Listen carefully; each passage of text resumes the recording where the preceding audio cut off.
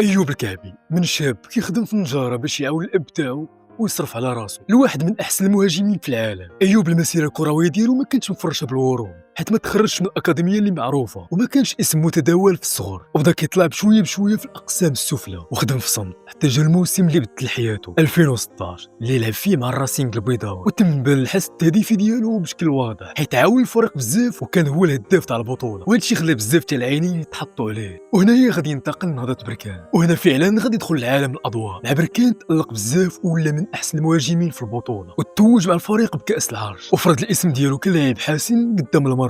وفي 2018 جات اللحظة الكبيرة مع المنتخب المغربي اللي شارك في كأس افريقيا للاعبين المحليين. أيوب دار بطولة تاريخية، هداف المسابقة وأفضل لاعب فيها، وقاد المنتخب المغربي للتتويج باللقب. ومن هنا غادي يولي اسم أيوب الكعبي حاضر في المنتخب الأول. أيوب من بعد الشان ومن بعد التألق المحلي والقاري جا الوقت الاحتراف خارج المغرب. أيوب مشى للصين، ولكن التجربة ما كانت سهلة بسبب اختلاف الأجواء والتنافس، ولكن أيوب بقى محافظ على الفعالية ديالو. ومن بعد غادي يرجع للمغرب فترة قصيرة مع الوداد البيضاوي، هادشي كإعارة، وغادي يعاود يزيد معاهم موسم آخر سنة 2020 اللي غادي يتوج معاهم بالبطولة الوطنية. وفي 2021 غادي يشد الرحال لتركيا ولعب مع هاتاي سبور، وتم بان النضج الحقيقي ديالو. أيوب في الدوري التركي واجه مدافعين أقوياء وإيقاع عالي، ولكن نجح يفرض راسو كمهاجم محترم. أيوب كان كيسجل وكيتقاتل على كل كرة، وهادشي اللي خلى قيمته تطلع بزاف. أيوب من بعد تركيا غادي يدير خطوة للدوري القطري، شد أيوب طريق القطر والتحق بنادي السد، واحد من أكبر الأندية في الخليج. التجربة اللي كانت مختلفة،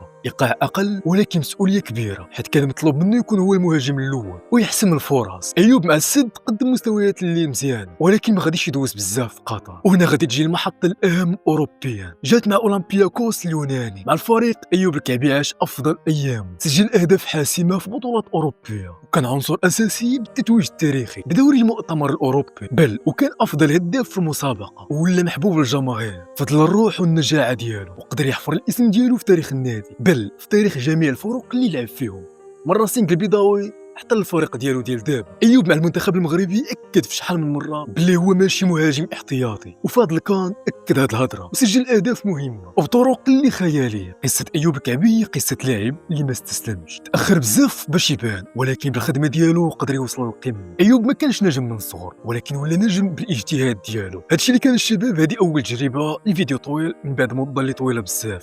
إلا عجبكم هادشي ما تنساوش ديروا متابعة. الله.